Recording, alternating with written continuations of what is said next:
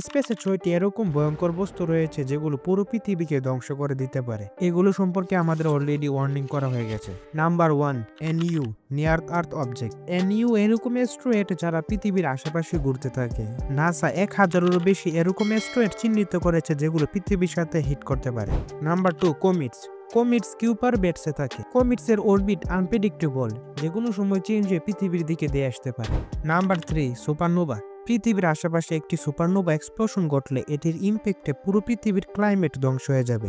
Number 4, GRB, gamma রে brass, যেগুলো supernova থেকে ১০০ গুণ শক্তিশালী। একটি জিআরবি পৃথিবীর সাথে হিট করলে মাত্র কয়েক সেকেন্ডে পৃথিবী ধ্বংস হয়ে যাবে। Number 5, black hole.